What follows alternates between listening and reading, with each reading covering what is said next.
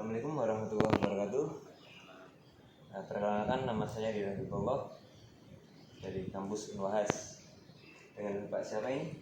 Saya Pak Anif, Mas, dari Guru Agama Islam di SMA Negeri 1 Semarang. Ada yang bisa dibantu nih, Mas? Ada Pak, ada pertanyaan Pak untuk Bapak.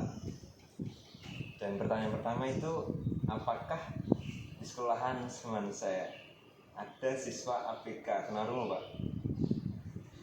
Murid yang gangguan pendengaran, Mas, ya? Iya.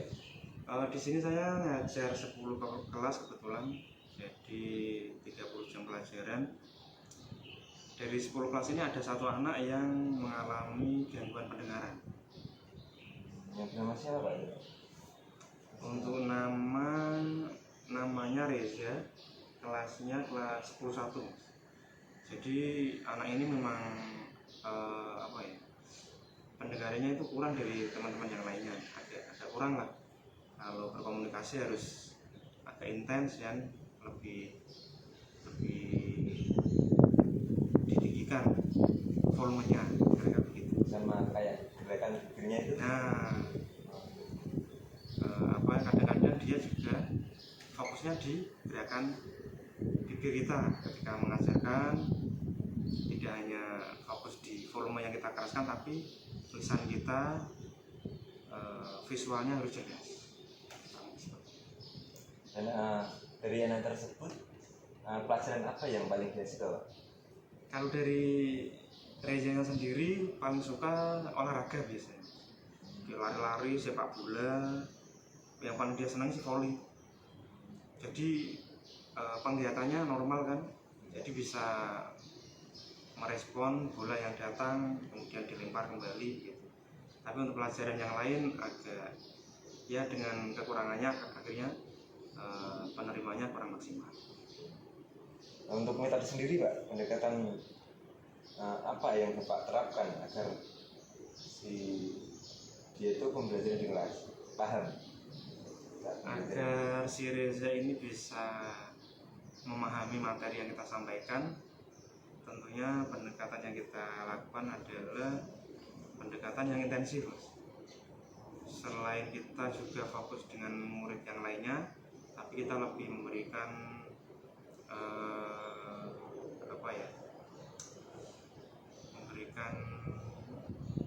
perhatian khusus lah terhadap si Reza ini. Nanti sembari kita samperin, kita tanya apakah sudah dipahami Reza, tentunya dengan volume yang ditinggikan, tapi tidak membentak ya. Volume ditinggikan tapi tetap halus.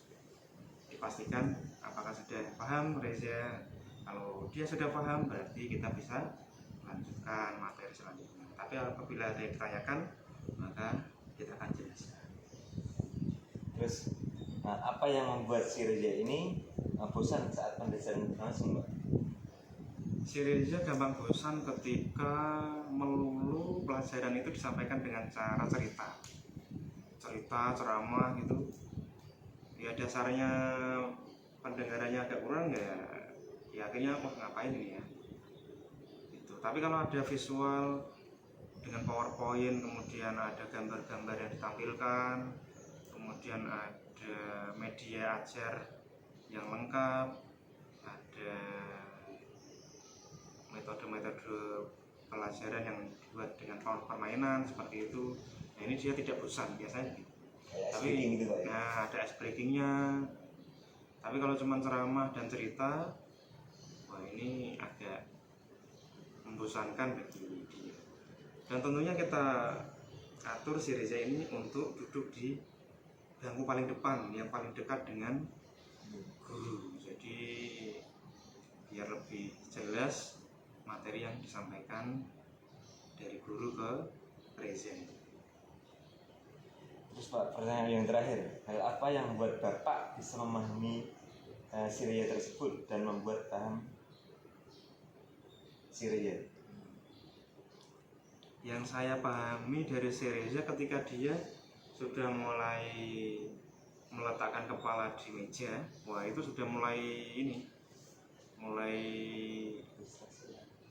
kurang memperhatikan. Jadi harus kita dukung dengan ice breaking, dan kemudian kita gunakan media yang berupa tampilan-tampilan visual. Ada PowerPoint yang menampilkan isi dari materi tersebut, jadi si Reza juga bisa membaca dengan jelas. Tidak hanya melulu menggunakan cerita, ceramah, dan yang intinya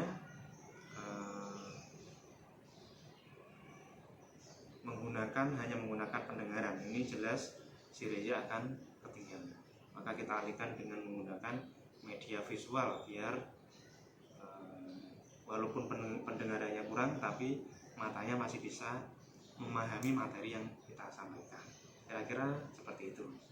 Untuk tips para guru nih Pak, agar semua guru itu dapat memahami karakter si anak tunarungu tersebut, biar yang lain bisa juga menerapkan. Untuk tips-tipsnya, kita sebagai peserta didik tentunya harus memahami karakter anak didik kita.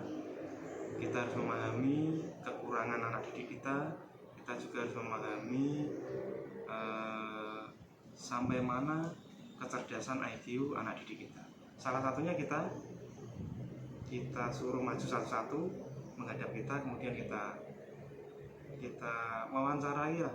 Setidaknya kita bisa melihat, oh ketika anak ini ditanya responnya bagaimana, ini bisa kita simpulkan sendiri. Oh yang anak ini ternyata komunikasinya kurang, nah ini nanti kita solusinya bagaimana. Oh ternyata anak ini pendengarannya kurang, nanti solusi kita bagaimana. Kemudian oh ini anak ternyata kalau dalam agama Islam, pendidikan agama Islam kan ada hafalan-hafalan tuh, ternyata hafalannya kurang. Nah ini nanti kiat-kiat apa yang akan kita lakukan untuk menentukan proses belajar selanjutnya. Jadi intinya kita harus memahami kekurangan, kelebihan ataupun karakteristik anak didik kita dengan cara ya tadi memanggil satu-satu agar kita bisa lebih paham, lebih dekat dengan peserta didik tersebut. Oke, terima kasih Bapak, semoga dapat bermanfaat bagi saya maupun bagi guru yang lain. Terima kasih, sekian.